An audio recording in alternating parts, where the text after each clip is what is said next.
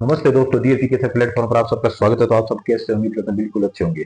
आज अपने एक अलग क्वेश्चन के साथ शुरुआत करने जा रही है इस क्लास की। तो मैं ज्यादा टाइम खराब नहीं करूंगा, तो अपने सीधे एक क्वेश्चन पे चलते हैं। वो 20-25 मिनट की क्लासें होती है अपनी।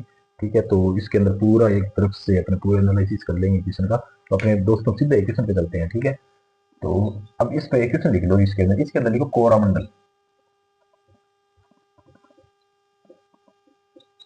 कोरामंडल तट निम्न में से, अब आपको बताएंगे किस में से है, निम्न में से किसकी सीमा है। अब अपने कोरोमंडल इसको पूरी डिटेल के साथ पढ़ेंगे। ठीक है, पहले तो ये लगाओ, इसके अंदर ऑप्शन लिखो। इसके अंदर लिखो ए नंबर अरब सागर लिखो, अरब सागर। कोरोमंडल तट कहां पर है ये बताओ। अरब सागर के पास है। बी नंबर लिखो बंगाल की खाड़ी, बंगाल की खाड़ी। ठीक है, सी नंबर लिखो ये प्रशांत महासागर।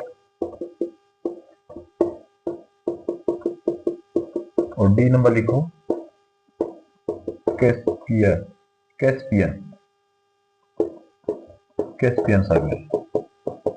मतलब ये है कि कोरामंडल तट निम्न में से किसकी सीमा पर है। अरब सागर हो गया, बंगाल की खाड़ी हो गया, प्रशांत महासागर हो गया और कैस्पियन सागर हो गया। ये कोरामंडल तट कहां पर है। अब अपन इस प्रश्न को पूरी डिटेल के साथ पढ़ेंगे। अब मैं एक बार इसे मिटा रहा हूँ, इस प्रश्न को एक बार ये नोट आउट कर लो प्रश्न। अब इसको ना आपको पूरा समझा लूंगा, तो मतलब कौन कौन से मंडल आते हैं। ठीक है ना, कठीवाड़ा मंडल कहाँ है, तटी मैदान, जो भी है ना पूरी डिटेल के साथ एक बार ये मिटा रहा हूँ मैं। प्रश्न लिख लिया, इसका लास्ट में आंसर देंगे, आप खुद दे दोगे आंसर। ठीक है, देखिए दोस्तों, सबसे पहले अपने एक क्या है, इंडिया का नक्शा बनाएंगे। ठीक है, भारत का नक्शा। अब देख लो मेरे से थोड़ा जैसे बनेगा वैसे ही समझाना। ठीक है दोस्तों, अब अपने यहाँ से चलेंगे, समझ आना, ये भारत का नक्शा है। ठीक है, ठीक है दोस्तों, अब अपने ना इसको पूरी डिटेल के साथ समझेंगे। तो अब मेरे बात सुनो, सबसे पहले अपने बंदरगाह देखते हैं। बंदरगाह, ठीक है, इसको लिखो यहाँ पे बंदरगाह लिखा मैं, बंदरगाह। इसको क्या बोलते हैं, पोर्ट बोलते हैं। ये कितनी है, 13 है। 13 बंदरगाह है भारत के अंदर, बड़े बड़े बड़े 13 बंदरगाह है और छोटे 200 समथिंग है। बंदरगाह किसे बोलते हैं, जैसे मतलब ये समझ लो ये समुद्र है। ठीक है, इसके तट पर जहाज आते हैं, आते और जाते हैं। आयात और निर्यात होता है ना, आयात और निर्यात। आयात मतलब आना, मतलब देश से कोई चीज आना आयात हो गया। निर्यात मतलब निकाल देना, मतलब ठीक है इसकी, या तो निकाल देना, मतलब निर्यात मतलब भेज देना। ठीक है, आयात और निर्यात होता है। यहाँ पे जो भी जहाजें खड़ी रहती है ना, पानी की समुद्री जहाज, ये बंदरगाह है। ठीक है, सबसे बड़ा बंदरगाह है मुंबई का, और सबसे गहरा बंदरगाह है विशाखापट्टनम, आंध्र प्रदेश का। ठीक है, तो मुक्त सबसे बड़ा मुक्त बंदरगाह है कांडला का बंदरगाह, जो है गुजरात। ठीक है, तो अपन इस ये बंदरगाह के बारे में पढ़ेंगे। तो सबसे पहले मैं बंदरगाह बता देता हूँ, उसके बाद अपन तटीय मैदान पढ़ेंगे। ठीक है दोस्तों, अब इसके अंदर ना यहाँ पे क्या है, गुजरात है। तो यहाँ पे मैं गुजरात लिख रहा हूँ, गुजरात आ गया। अब अपने देखें गुजरात में कौन कौन सा बंदरगाह है। ठीक है, तो गुजरात के अंदर कौन सा है, अभी नाम दिया था कांडला बंदरगाह। ठीक है, ठीक है, एक नंबर दे दो इसको। 13 बंदरगाह है, अपने 13 के नाम लिखेंगे। ये एक नंबर हो गया, क्या हो गया, कांडला बंदरगाह है। क्योंकि बंदरगाह ये समझ लेना। ठीक है, ये ना मैं पूरा नाम तो नहीं लिख पाऊंगा क्योंकि जगह थोड़ी पड़ जाएगी। तो इसके बाद अपना दूसरा नंबर चलते हैं कहाँ पे, अब यहाँ से अपने चलते हैं गाड़ी, अपनी गाड़ी यहाँ से आ गई कहाँ, मुंबई की ओर, मतलब कहाँ, महाराष्ट्र। यहाँ से महाराष्ट्र आ गए। अब महाराष्ट्र के अंदर कितने बंदरगाह है, महाराष्ट्र के अंदर एक तो मुंबई है। अपने कई बार फिल्मों में देखते हैं ना, समुद्र का दिखाई देता है, मतलब ये मुंबई है एक तो। ठीक है, दूसरा क्या है, नवा सेवा। ठीक है, नवा सेवा, अब मैं यहाँ पे लिख देता हूँ। ठीक है, एक नंबर हो गया। दो नंबर कौन सा है यहाँ, यहाँ पे दो नंबर कौन सा होगा, जैसे 13 बंदरगाह है। ठीक है, तो एक नंबर, दो नंबर होगा ये मुंबई, मुंबई। महाराष्ट्र के अंदर दो बंदरगाह है। ठीक है, एक तो मुंबई हो गया, दूसरा कौन सा होगा,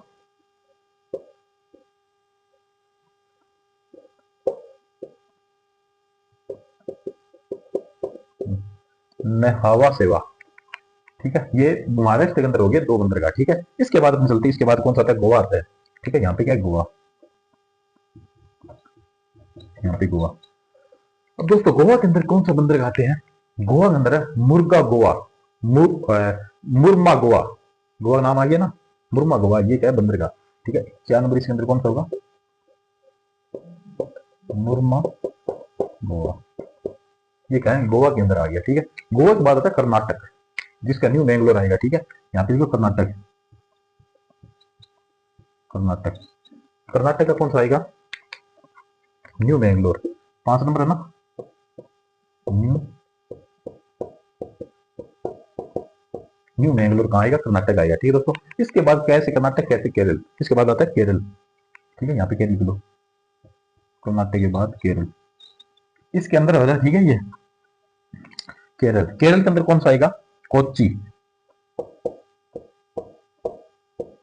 केरल के अंदर कोच्चि आएगा। कितना नंबर होगा? कोच्चि 6 नंबर बंदर का है। ठीक है, ये केरल के अंदर आएगा। यहाँ पे कन्याकुमारी है, तमिलनाडु आ जाता है। ठीक है, अब इसके अंदर आगे तमिलनाडु आ जाएगा, तो यहाँ पे लिखो तमिलनाडु।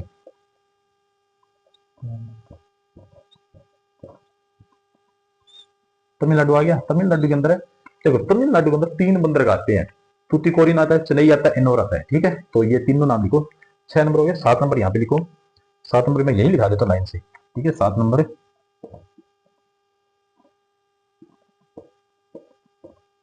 तूतीकोरिन। 8 नंबर कौन सा होगा? यही लिखा रहा हूँ मैं क्वेश्चन। ठीक है, चेन्नई नाम सुना होगा आईपीएनटी में ना, चेन्नई तो नहीं, चेन्नई। 9 नंबर कौन सा होगा? एन्नोर। ये सब बंदरगाह नाम लिख रहे हैं। ठीक है, तमिलनाडु हो गया, तमिलनाडु के 3 हो गया। 7, 8, 9, 6 वहां हो गया। ठीक है, उसके बाद अपने चलते हैं कहाँ? आंध्र प्रदेश। हाँ, गाड़ी चलते हैं आंध्र प्रदेश।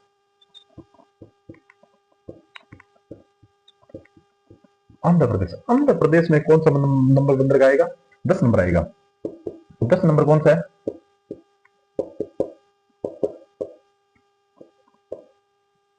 विशाखापट्टनम। ये बंदरगाह सबसे गहरा है। ठीक है, ये सबसे बड़ा है, ये सबसे मुक्त है, मुक्त मतलब व्यापार होता है यहाँ। ठीक है, सबसे गहरा विशाखापट्टनम।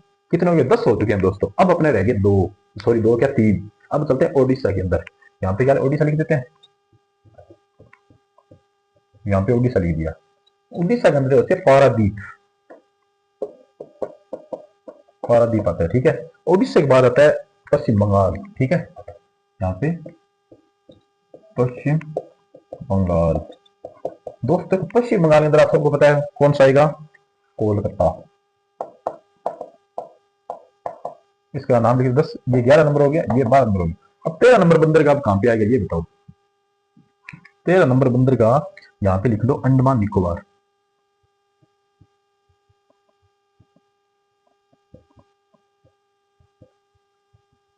अंडमान निकोबार, यहाँ पे क्या 13 नंबर बंदरगाह आएगा? इसका नाम लिख लो, यहाँ पे दे रहा हूँ इसका नाम। ठीक है, 13 नंबर पोर्ट। पोर्ट क्या बंदरगाह को बोलते हैं? Port Blair. ये बंदरगाह 13 नंबर है अंडमान निकोबार के अंदर। ये बड़े बड़े 13 बंदरगाह, छोटे छोटे 200 बंदरगाह है। ठीक है, तो यहाँ पे अपनी क्या लिख लेते हैं? यहाँ पे लिख लो अरब सागर। यहाँ पे लिखो बंगाल की खाड़ी।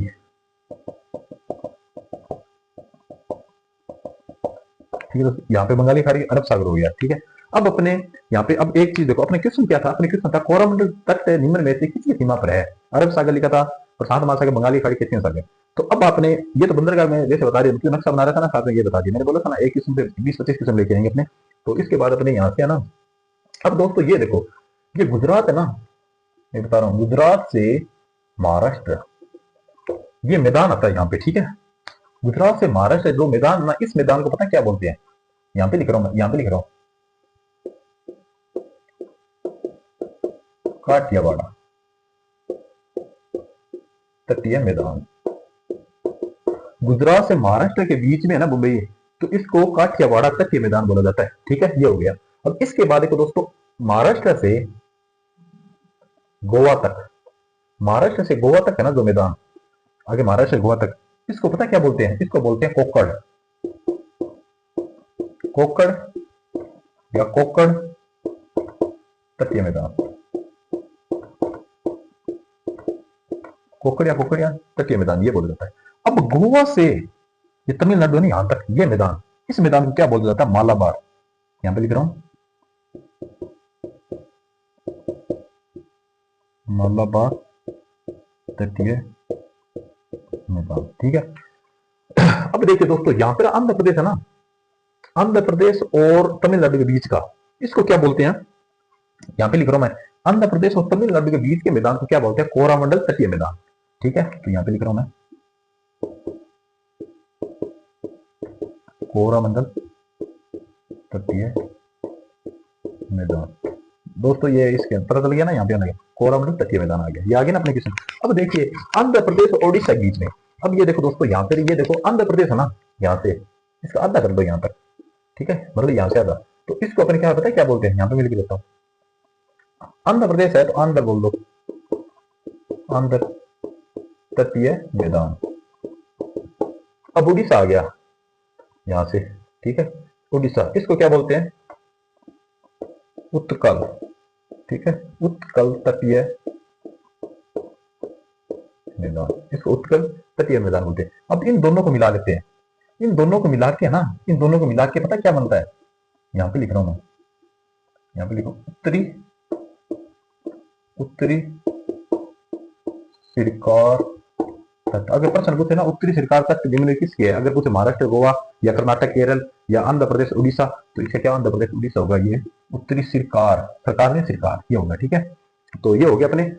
तो अब ये देखिए अपना क्वेश्चन था कोरामंडल तट निम्न में से किसके, मतलब कहाँ पे कौन सी सीमा लगती है, अरब सागर, बंगाल खाड़ी। कोरामंडल तट तमिलनाडु के पास है, यहाँ पे क्या है, बंगाल की खाड़ी है, तो होगा अपना बंगाल की खाड़ी। अपने यहाँ से कोई भी क्वेश्चन पूछ ले बंदरगाह या तटीय मैदान से, ये पूरा हो सकता है। ठीक है, कहीं से भी कैसे भी क्वेश्चन पूछ लेते हो। ठीक है दोस्तों, अब एक बार इतना लिखो, स्क्रीनशॉट दे दो। ठीक है दोस्तों, अपने ये एक क्वेश्चन से अपने बहुत सारे क्वेश्चन कर लिए, तो मैं यहाँ इसे मिटा रहा हूँ। अब आपसे एक बहुत शानदार एक मोटिवेशन समझाता हूँ, मतलब मोटिवेशन तो बहुत शानदार, तो मैं मिटा देता हूँ इसे।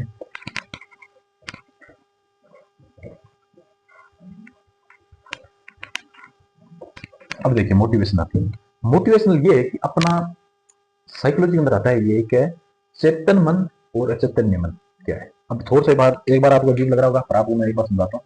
एक होता है चेतन मन, ठीक है, एक होता है अवचेतन मन। ठीक है, चेतन मन, अवचेतन मन, what is the conscious mind and in subconscious mind. ठीक है, अब इसके बारे में आपको ये पता नहीं है ना, ये समझ लो कि आप एक बार कुछ नहीं पता, बस मन का पता है, माइंड का बस।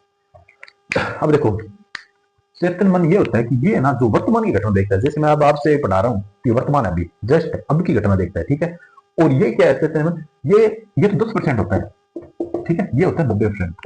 ठीक है, जैसे 3 मन होते हैं, 3 मन मतलब 3 डिवाइड कर रखा है मन का, चैतन्य मन, अवचेतन मन और अर्ध चैतन्य मन। अर्ध चैतन्य मन का इतने काम है, दोनों को जोड़ने का काम करता है बस। ठीक है, 100% तो यही हो रही है।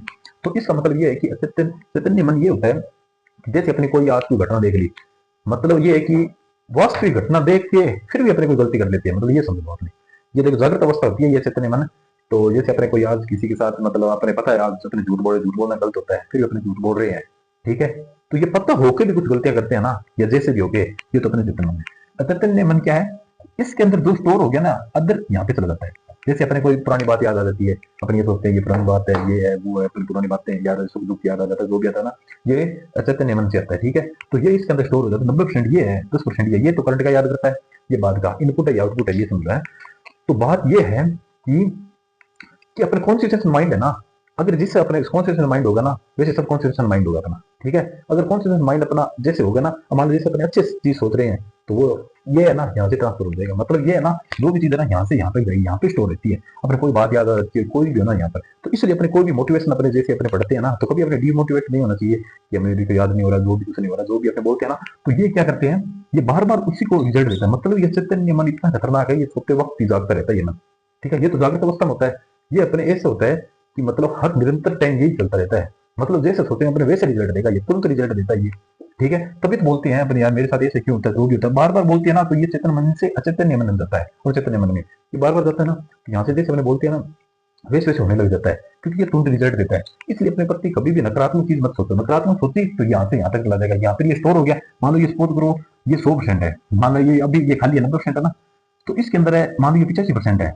यहाँ से अपने कोई चीज सोच ली, ये यहाँ से चली गई, ये मान लो 5% है पूरा है, इसने 5 स्टोर कर दिया, यहाँ पे क्या हो गया 90% हो गया, 90% हो गया। अब ये चीज अपने अच्छी सोची है या गलत सोची है, कैसी भी है, यहाँ से आ गई, ये रिजल्ट में तो बन गया ना, आ गया ना रिजल्ट में। अब अपने अच्छे सोचा ना, मेरे मतलब अपने मतलब कुछ भी अगर सकारात्मक ही सोचेंगे ना, तो ये है ना, या सकारात्मक रिजल्ट देगा अपने 100%। इसी तरह कहते हैं कॉन्फिडेंस होते हैं, कुछ बोलते हैं ना कि अपने जिसके प्रति अपने अच्छे सोचते हैं, या मतलब पूरी मेहनत के साथ सच्चे मन से बोलते हैं ना, पूरी कायनात मतलब एक साथ हो जाती है। मतलब ये कहते हैं मन भी साथ देता है उसका। बहुत है, ये माइंड रीडिंग बुक होती है जो भी है ना, इसके बारे में मतलब ये है कि ये जिससे भी है ना, ये वर्तमान है, ये मतलब आने वाला समय मेरी जैसे रिजल्ट करना होता है ना, ये वैसे होता है। ठीक है, तो ये बोलते हैं you should also thinking about positive so that it move from the conscious mind on that is the subconscious mind. आप हमेशा सकारात्मक सोचिए ताकि चैतन्य मन से अचैतन्य मन में चली जाती है बातें। अब तो देखो नेगेटिव सोचा तो भी जा रही है, पॉजिटिव तो भी जा रहा है, तो इससे अच्छा ये 85% है, इसको 5% अगर पॉजिटिव सोचे या ये 85 से पॉजिटिव सोचे ना, तो ये हमेशा पॉजिटिव रिजल्ट देगा। ये सोचा वैसे रिजल्ट देगा। इसलिए कभी भी डिमोटिवेट मत होए करो। बोलते हैं ना सकारात्मक सोचो तो अपने मतलब ये रिजल्ट भी सकारात्मक देगा। ये एक पावर है साइकोलॉजी के अंदर। ठीक है, तो ये आपको समझ में आ गया। तो ठीक है, मिलते हैं अपने कल दोस्तों। Bye, good night, sweet dreams.